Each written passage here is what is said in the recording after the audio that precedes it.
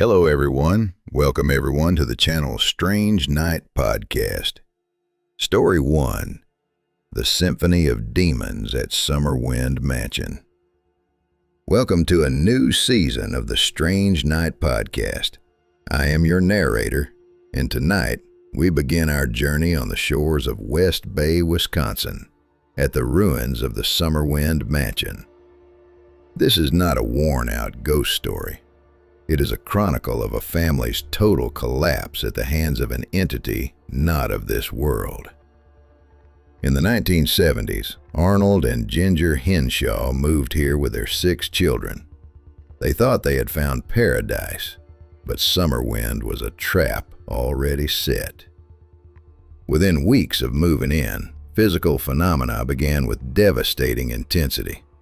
Arnold, a rational engineer, started hearing ghostly symphonies echoing from the walls at 2 a.m. As he searched for the source, he discovered the house had the ability to change its own dimensions. A hallway that was 5 meters long would suddenly become a bottomless abyss. Ginger, his wife, began finding animal carcasses arranged in perfect circles in the basement, despite all windows being locked tight. The peak of the horror came when Arnold found a secret compartment behind a closet. Inside was not gold or silver, but a pile of skeletal human remains. From that moment on, Arnold lost his mind. He spent his nights playing the piano frantically, claiming he was harmonizing with the friends in the walls. The Henshaws fled in terror after Arnold attempted to attack his own children under the command of invisible voices. Years later, a man named Raymond Bober bought the house, intending to turn it into a restaurant, but he gave up after capturing photos of a tall entity in 18th century clothing watching him from the balcony. Summerwind finally burned to the ground after a lightning strike in 1988, but locals say that even with only ruins remaining, Arnold's piano music still echoes across the lake on nights of the waning moon. Story 2, The Terrifying Mystery of Bunny Man Bridge. Tonight, Strange Night Podcast takes you to Fairfax County, Virginia, to an old railway tunnel known as the Colchester Overpass, but the world knows it by a much more haunting name, Bunny Man Bridge.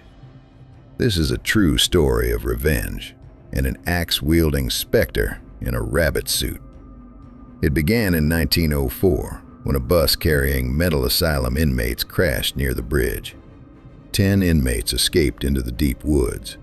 After weeks of searching, police found 9, but a man named Douglas Griffin remained missing. During that time, locals began finding hundreds of skinned rabbit carcasses hanging from trees around the bridge. One night, Griffin's body was found hanging under the bridge's arch, his limbs bound, and his chest bearing deep axe gashes. Police concluded he was murdered by an unknown assailant, but the truth was darker. In the 1970s, a couple was sitting in their car near the bridge when a man in a white rabbit suit with a distorted face emerged from the shadows. He didn't say a word. He simply used a steel axe to split their windshield in half before vanishing into the woods. Police recorded over 50 similar reports of this Bunny Man.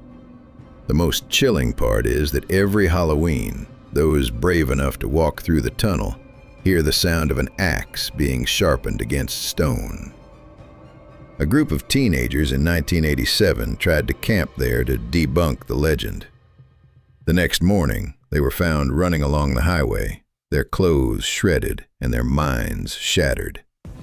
They said that as the clock struck midnight, they saw giant white rabbit shadows dancing around the fire, and from the darkness of the tunnel, a raspy laugh echoed. Time to skin. To this day, Bunny Man Bridge remains forbidden ground, where the line between madness and the afterlife is as thin as the blade of an axe. Story 3, The Call of Honey Island Swamp. Welcome back. Tonight we dive deep into the Honey Island swamp of Louisiana. This is no place for the faint of heart, for beneath the rotting cypress roots lies a creature science calls a swamp monster, but the locals call the soul collector. In 1963, a former pilot named Harlan Ford caught the first footage of a creature over 7 feet tall, covered in hair, with amber eyes that glowed like fire. Curiously, its footprints were unlike any known animal. 4 toes with webbing between them, a hybrid of man and alligator. But the horror isn't in its appearance, it's in what it leaves behind. Boaters in the area report hearing strange whistling sounds coming from deep within the marsh. This whistling has a hypnotic quality, causing hunters to lose their way and walk straight into the deepest waters. A research team in 1974 found a bizarre graveyard in the swamp. Dozens of old, rusted boats stacked into a towering spire, filled with the clothes and personal items of people who had vanished decades ago. Yet there wasn't a single bone to be found. Many believe the creature doesn't eat its victims' flesh, but rather eats their memories and souls, leaving empty shells to wander the swamp as ghosts. Harlan Ford fell into a deep depression after his encounter, constantly muttering that those eyes are watching me from the mirror. After he died, hundreds of drawings of a human face with fish scales were found in his secret drawer, with a single sentence written over and over: "It is waiting for us to come back." Story 4. The Cursed Village of Dudleytown. Tonight on the Strange Night podcast, we visit the Village of the Damned, Dudleytown, Connecticut. This is a place where life seems to be utterly rejected. In the forest surrounding the ruins, there is no bird song, no insect chirps, only a silence so thick it is painful. The curse dates back to the 18th century, when the Dudley family migrated from England. According to legend, their ancestors were cursed after betraying the King of England. As soon as the village was founded, bizarre deaths began. In 1792, Gershom Hollister fell to his death while building a house for no reason. Shortly after, Nathaniel Carter's wife went insane, claiming to see tall, dark shadows emerging from the woods before she committed suicide. In the 1900s, a doctor named William Johns moved there seeking peace.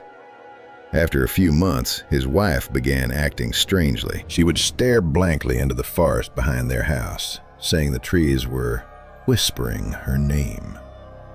One afternoon, Dr. Johns returned home to find his wife had slashed her own face because she believed, "They want me to be beautiful for the guests." Today, Dudleytown has been completely closed off by authorities, and visitors are banned. Those who have tried to trespass report the feeling of being watched by thousands of eyes from the canopy. A group of youths in 2005 snuck in and filmed their trek. In the footage found after they fled, there is a scene that chilled the police to the bone. A pale, skeletal hand reaches out from a stone crevice, gently stroking the hair of one member who was completely unaware. The Dudley curse is not a fairy tale. It is a living entity still breathing in the Connecticut woods. Story 5. The Ghost Train of Boston Bridge. Welcome to Episode 5. Tonight we stand on the Boston Bridge in Statesville, North Carolina. This was the site of one of the worst train disasters in American history in 1891. When a train plummeted off the bridge, killing dozens. But death was not the end here. Every year on the anniversary of the disaster, August 27th, the bridge becomes a rift between two worlds. In 1941, A woman standing near the bridge saw a steam train appear in the distance, its headlight cutting through the mist. She heard the horrific screams of hundreds of passengers and the grinding of metal as the train plunged into the abyss. But when she ran to the edge to help, it was only a silent void below. No trace of an accident. More terrifyingly, in 2010, a group of ghost hunters went onto the bridge at the exact hour of the accident. They heard a man in a railway uniform ask, "Do you have your tickets?" When they turned around, no one was there. Suddenly, a thunderous sound erupted as if a train were charging directly at them. The group fled in panic, but one member tripped. His friends recounted seeing him being pulled backward by an invisible force, as if someone were dragging him into an unseen rail car. Authorities found his body the next morning at the base of the bridge. The strange part?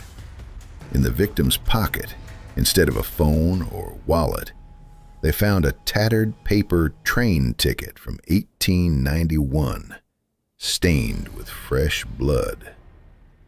The ghost train of Boston Bridge is still running, and it is always looking for new passengers for its never-ending journey. Story 6. The Curse of the Skirvin Hotel.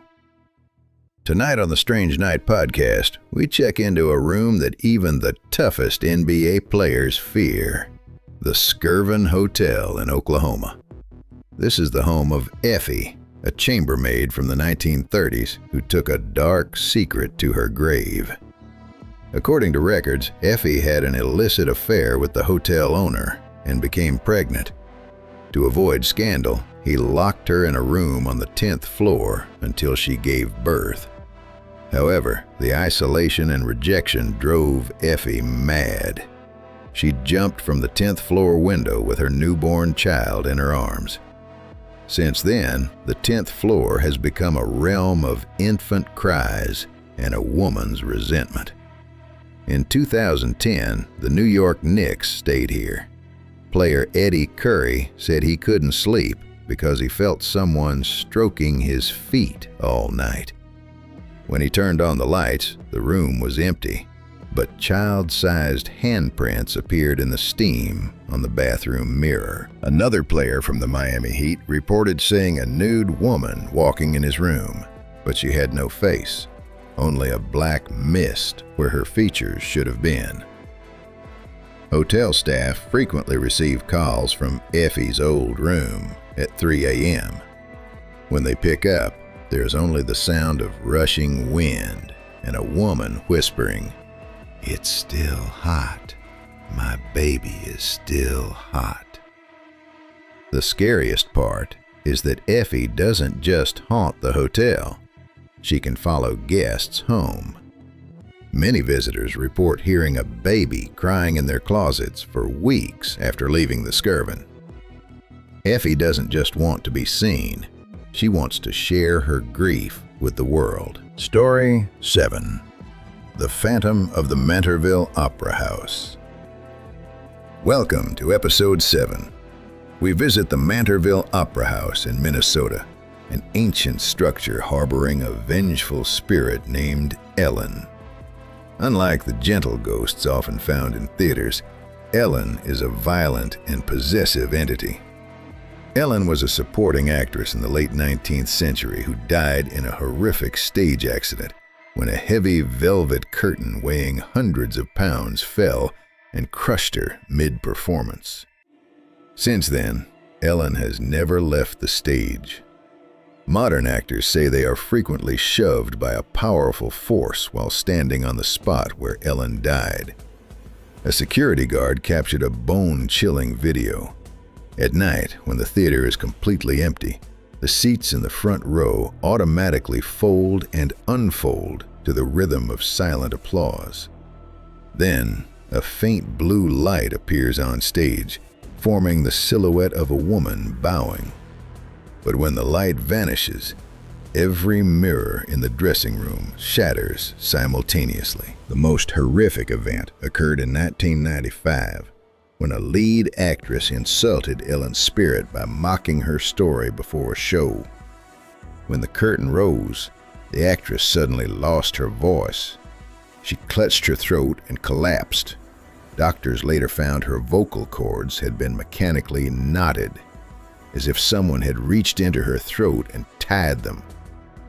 Ellen wants no one to steal her spotlight, and she is ready to destroy anyone who dares step onto her sacred stage. Story 8. The Mystery of Hoya Baciu Forest. Tonight on the Strange Night podcast, we leave the U.S. for the Bermuda Triangle of Transylvania, the Hoya Baciu Forest in Romania.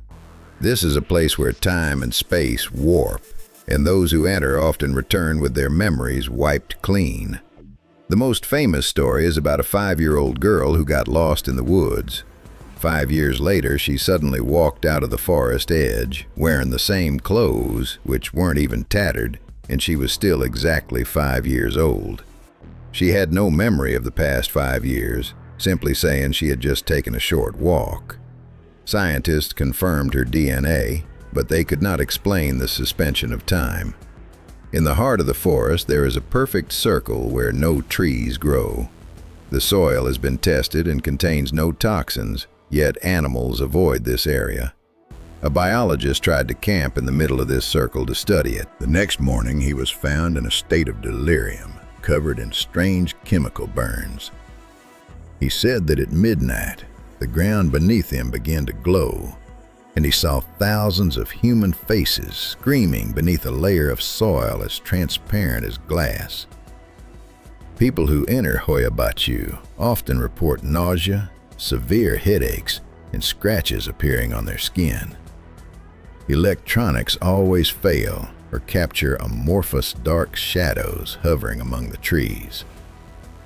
Hoya Baciu is not just a forest. It is a conscious, living entity, and it seems to evolve by devouring the time and life force of the curious. Story 9. Robert the Doll and the Silence Curse. Welcome to episode 9. We head to Key West, Florida to meet Robert, the world's most famous cursed doll. Unlike Annabelle in the movies, Robert is a real entity, still living in a glass box at the East Martello Museum. Robert was a gift from a Bahamian servant to a boy named Gene Otto in 1904. It is believed the doll was infused with voodoo. From a young age, Gene spoke to Robert and blamed him for everything. Robert did it. Gene's parents often heard a deep voice, not their son's, coming from Gene's room at night. They found furniture smashed and claw marks on the walls, while Robert sat in a chair with a sinister grin. After Gene died, another family moved in. Their daughter found Robert in the attic. Within hours, she screamed that the doll had tried to kill her. She claimed Robert stood up, held a paring knife, and tried to climb onto her bed. Today, Robert is on display with a strict rule. You must ask permission before taking a photo. Thousands of letters arrive at the museum every year from all over the world. All of them apology letters. Those who photographed Robert without asking have suffered catastrophic accidents, car crashes, bankruptcy, or terminal illness immediately following their trip. A German tourist once mocked Robert in front of a crowd. As soon as he stepped out of the museum, a large tree branch fell and struck his head. Robert is not just a toy. He is a proud and cruel ego, still waiting for worship or a price to be paid by those who insult him. Story 10. Black-Eyed Children, the Soul Seekers. Welcome to the final episode of this series. Tonight, we face a modern and terrifying phenomenon, the black-eyed children. They are not ghosts, not aliens, but something existing in the cracks of reality. The story began in 1998. when journalist Brian Bethel reported an encounter in Texas. 2 children in hoodies knocked on his car window. They had waxen pale skin and a strangely mature demeanor. They asked for a ride home because they forgot their money. But when Bethel looked into their eyes, he went cold. Their eyes were solid pitch black. No whites, no irises, just 2 bottomless pits. Another witness in Oregon said she accidentally let 2 black-eyed children into her house because they were shivering in the rain. As soon as they entered, every plant in her house withered in minutes. Her cats hid under the bed, howling in pain. The 2 children stood in the living room, neither eating nor drinking, just staring at her and asking, "Where is your father?" Her husband, who was upstairs, suddenly suffered a massive heart attack and died moments later. When she turned back to the living room, the children were gone, even though the front door was still locked from the inside. Black-eyed children always need permission to enter your space. They use human compassion as a key. Paranormal experts believe they are life force vampires. Once you let them in, they leave a dark mark on your soul, destroying your life. We close this series with a warning. If tonight there is a soft knock and a child's voice asking to come in to call their mom, look very closely at their eyes through the gap. If you see absolute blackness, step back and lock the door. Because that is not a lost child. It is the darkness trying to find a way into your life. Thank you for listening to the Strange Night podcast. I wish you a peaceful night, if that is even possible. Thank you for listening to this series. Please like and subscribe to the channel to hear the next series.